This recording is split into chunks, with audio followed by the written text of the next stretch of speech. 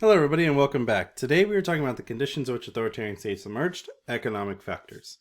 Now, just as a refresher, conditions in this sense is referring to what was happening around the country, what was happening around China, as you can see on your right-hand side, uh, that made an environment for Mao and the CCP to seize control.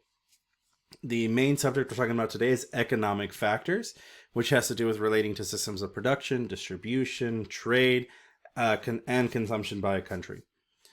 The economic factors is how did this impact of money and the above systems allow for the growth of the CCP. So in today's video, we're going to be talking about two examples in particular: rural poverty and urban poverty.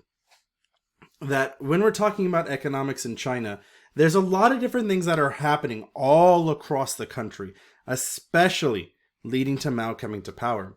That just as Hitler's and Nazi Germany was struggling through some severe economic downfalls, China has multiple things that are occurring, all concurrently and at the same time, which provide a perfect storm, as we will see today. So let's go ahead and start this off. Rural poverty. So rural poverty, or rural, for those of us who are not familiar with that word, means outside of cities, farmland, underdeveloped areas. So for instance, here in the valley, we are largely considered a rural area. A urban population would be like San Antonio, Galveston, Houston. Corpus Christi is kind of debated. But the large parts of the valley is rural. But if you go to like Reynosa, that is very much urban. Matamoros, that is also very much urban. So China is incredibly rural. There is the Industrial Revolution did not hit China. And so 85% of the country is rural. It is underdeveloped and it is left to grow as it is growing. And a lot of this is harvested or worked through by the peasant class. Those who do not own land, those who do not own businesses, those who do not have enough money for homes or things like that. The poverty of rural China is where a lot of these individuals simply have a lack of ownership on the farms they're tending, the areas where they're growing, the places where they live. They are either renting, or part of their income automatically goes to the landowner. So if they live on a farm, their rent is to also farm the land, till the land, collect the crops, and so on and so forth. And the farmer, the man who owns the land, will pay them money at a discounted rate because they are expected to pay their rent through their labor. This got into incredibly terrible situations. The landowners knew that they had millions of individuals who were essentially the cheapest labor you could find. So they knew that they could do egregious, terrible abuse of these people. So much so that in some cases across China, some of these peasants, as you can see here in the picture, had to pay 70% of their income to landowners, to rent, to all of these individuals. So it built a system that made it impossible for you to live and grow, for you to do more than just simply exist and make other people money, right? So to kind of put it this in a simpler form here, for every dollar some of these people would make, 70 cents of it went to the landowner. 70 cents went to the main head farmer, whereas they got to keep 30%. So it is built up in such a way by the landowners, and that's a huge thing here. Landowners, who were also governmental officials, who also were able to, with this 70% of income, hold armies, hold mercenaries to keep these people in line if they ever decided to try to do something. So not only were they underfunded, where they only got to keep, in some cases, 30 cents for every dollar they made, they didn't have facilities, they didn't have a way to do more than just exist. And if they were able to get rowdy enough to do something, the landowners will come in and strike them down. So 85% of the population is living like this. This is an incredibly terrible situation. But not only is it terrible in the rural regions of China, but it's no better in the urban populations. It's no better in the cities of like San Antonio, Austin, Houston, Galveston. Urban poverty was rampant just as much as urban poverty. And the reason for that is slightly different. So rural poverty was all focused on landowners and warlords and people who intentionally kept their own individuals suppressed.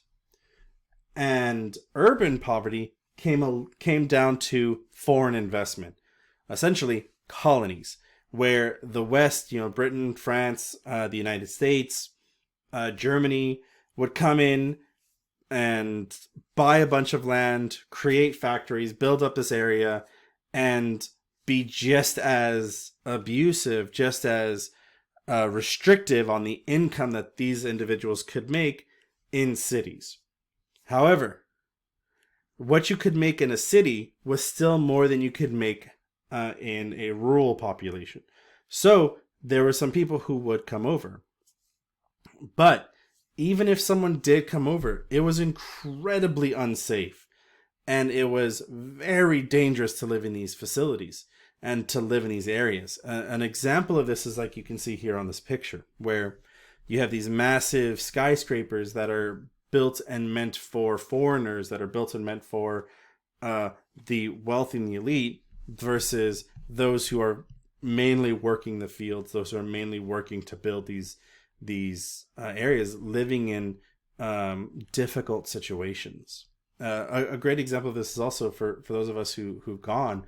Right? When you drive into Monterrey, you see the shanty town, the shacks. It's very difficult living that I'm sure at least all of us in here have seen, existed in, or experienced at one point or another. And because of how much more money they could make coming into the cities, there was a lot of transferring of people who got too injured in the urban factories and had to go back out to their families in the rural areas, and rural individuals coming into urban populations.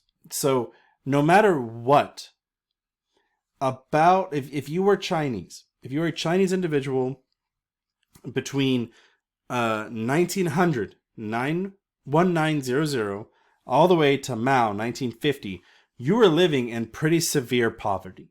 The lack of infrastructure, the lack of industrialization, the lack of working abilities, and the various systems to ensure that Chinese people were kept as abused and as pressured as possible meant that anyone who would come and preach a change of the current government, who would preach a change to the current system that they're existing in, was a godsend, was somebody who they definitely wanted in their corner, someone who they really wanted to fight for them.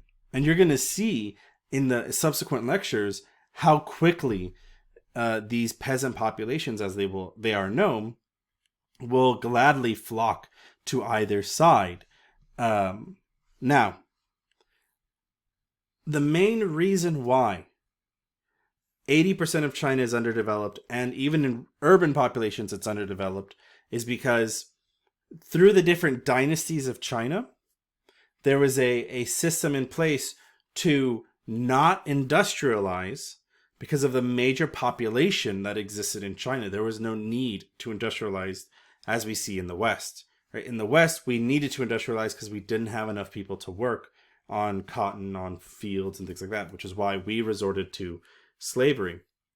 Whereas in China, they didn't have to resort to slavery because there's these systems right here that we just finished learning that kept these populations suppressed. So it was, in a way, a different form of slavery. It's more like indentured servitude or a economic slavery, right? Where to keep somebody so economically poor, they have to work for you. They have to be in the situation that you're in. So this rampant poverty throughout China created a really perfect storm for any revolutionary idea, no matter what it was. Which is why, even when the rest of the world experienced the Great Depression, when Germany experienced such an economic hardship of multiple crises that occurred, China never felt them. China was so economically worse off than every European country, than Germany, that these two economic factors are far more larger in the scale of the rise or the scale of conditions for the country, because it was a poverty that has existed in China way before Mao came to the forefront.